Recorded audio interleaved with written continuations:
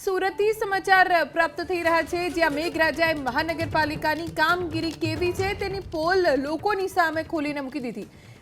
સુરતના વેસુ વિસ્તારમાં મસમોટું ગાબડું પડ્યું. શહેરી વિસ્તારોમાં મહાનગરપાલિકા કેવી કામગીરી કરી રહ્યું છે તેનું ઉદાહરણ સુરતમાં પણ જોવા મળ્યું. મસમોટું ગાબડું પડ્યું, જેના કારણે એક તરફ તો આખો રસ્તો જ બંધ કરી દેવો પડ્યો. વરસાદ પડે એટલે આ સ્થિતિ સર્જાતી હોય છે. સુરત મહાનગરપાલિકા જેણે પ્રી મોન્સૂન કામગીરી કરવાની હોય છે, ભ્રષ્ટાચારથી ખદબદી રહ્યો છે આખો મહાનગરપાલિકાનો કાર્યભાર, તેનો પુરાવો છે રસ્તા પર પડેલું આ મોટું ગાબડું. સ્થિતિ એ સર્જાઈ કે આખો રસ્તો જ એક તરફનો બંધ કરી દેવો પડ્યો, જેના કારણે અંતે તો પરેશાન થવું પડી રહ્યું છે નાગરિકોને. શહેરમાં મોટા ભ્રષ્ટાચારના ગાબડા પડ્યા છે. સીધા દ્રશ્ય તમે જોઈ શકો છો. સુરતનો વેસુ વિસ્તાર છે અને વેસુ વિસ્તારમાં જે પેચવર્ક કરેલો ભાગ હતો ફરી એક વખત બસ પસાર થતા ધરાશાયી થયું છે. આ તસવીરો તમે જોઈ શકો છો.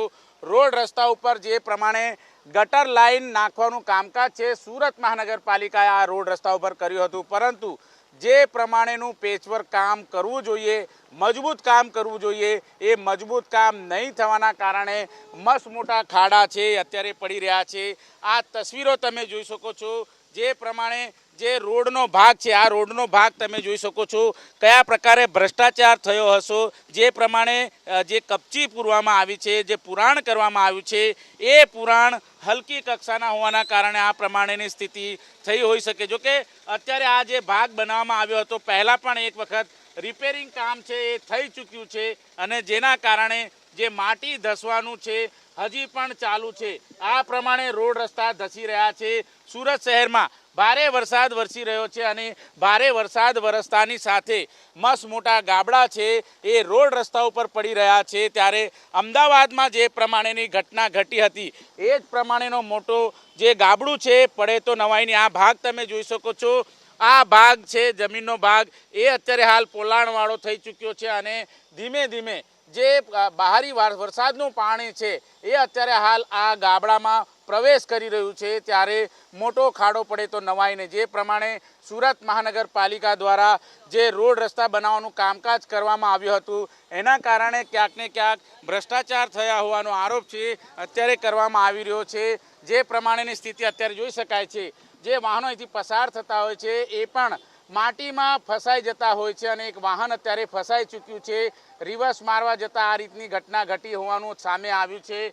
જે પ્રમાણે સુરત શહેરનો જે વેસુ વિસ્તાર છે પોશ વિસ્તાર ગણવામાં આવે છે અને આ પોશ વિસ્તારની અંદર આ પ્રમાણે ભ્રષ્ટાચારનું ગાબડું પડી ચૂક્યું છે. આ તમે દ્રશ્ય જોઈ શકો છો.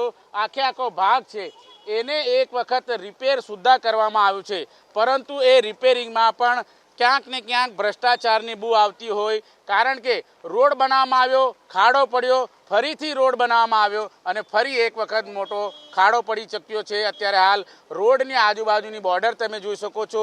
એ જ બોર્ડર ઉપર આ પ્રમાણેની સ્થિતિ સર્જાઈ છે. ત્યારે સુરત મહાનગરપાલિકા દ્વારા જે કોન્ટ્રાક્ટ પર કામ કરતા જે કોન્ટ્રાક્ટર હોય છે તેમાં ક્યાંક ને ક્યાંક ભ્રષ્ટાચારની બૂ આવી રહી છે. જોકે ભારે વરસાદ વરસી રહ્યો છે અને ઠેક ઠેકાણે ખાડા પડવાના દ્રશ્યો પણ જોવા મળી રહ્યા છે અને નીચેથી માટી ધસી જતા આ પ્રમાણે ઠેક ઠેકાણે ખાડા પડી રહ્યા છે. કેમેરામેન રાકેશ પાનવાલા સાથે ધનરાજ બાગલે, એબીપી અસ્મિતા, સુરત.